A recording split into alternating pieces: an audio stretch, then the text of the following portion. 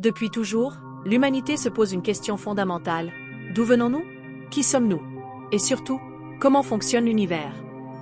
Depuis l'Antiquité, philosophes et scientifiques ont cherché à répondre à ces questions. Mais c'est au XXe siècle que la compréhension de l'univers a connu une révolution. Deux figures emblématiques ont marqué ce changement, Albert Einstein et Stephen Hawking.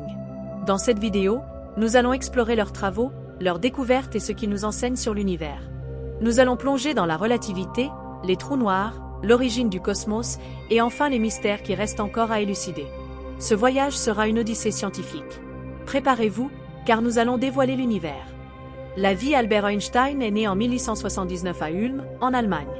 Dès son jeune âge, il montra une curiosité insatiable pour la nature de l'univers.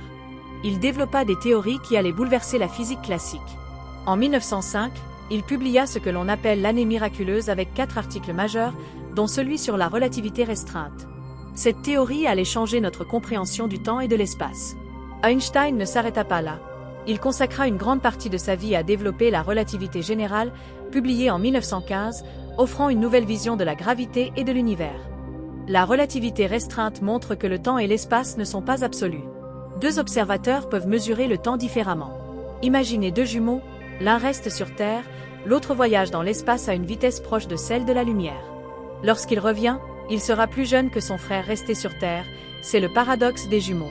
Cette théorie nous dit aussi que la vitesse de la lumière est une limite universelle, rien ne peut aller plus vite que la lumière. Cela a bouleversé notre perception de l'univers, le temps est malléable, l'espace est relatif. Avec la relativité générale, Einstein nous révèle une idée révolutionnaire. La gravité n'est pas une force, mais une déformation de l'espace-temps. Imaginez un drap tendu. Si vous placez une boule lourde dessus, le drap se déforme. Les objets qui passent à proximité vont suivre la courbure de ce drap. C'est exactement ce qui se passe avec les planètes et les étoiles.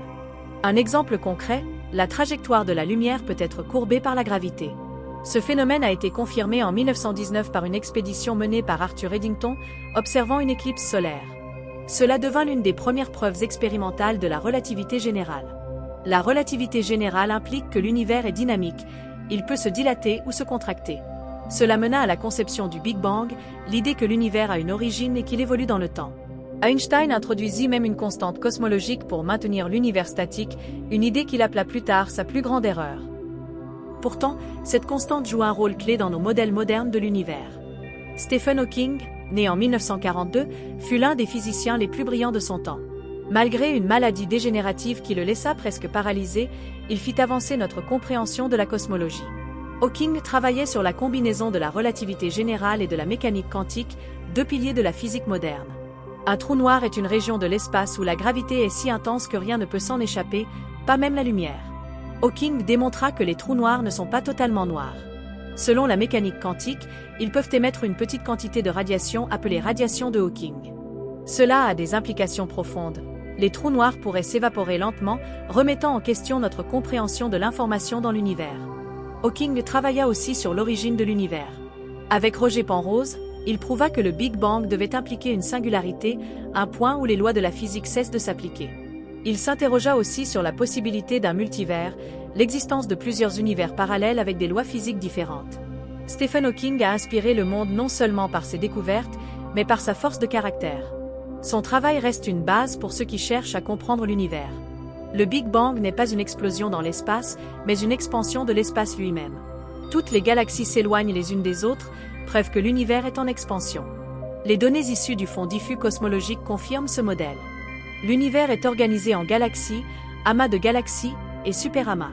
Des phénomènes comme les supernovas, quasars et trous noirs montrent la complexité cosmique. L'échelle de l'univers dépasse notre imagination. On parle de milliards d'années-lumière. Nous savons qu'il existe de la matière noire et de l'énergie noire, des composantes invisibles qui influencent la gravité et l'expansion de l'univers. Mais nous ignorons encore leur nature exacte. La quête de la théorie ultime continue. Einstein et Hawking nous ont offert des clés pour déchiffrer l'univers. Mais chaque réponse ouvre de nouvelles questions. Nous ne sommes pas seulement des observateurs, mais une partie intégrante du cosmos. Et comme le disait Hawking, regardez les étoiles et non pas vos pieds. Essayez de comprendre ce que vous voyez et demandez-vous pourquoi l'univers existe. L'aventure scientifique ne fait que commencer. L'univers dévoilé, et c'est à nous de continuer à l'écrire.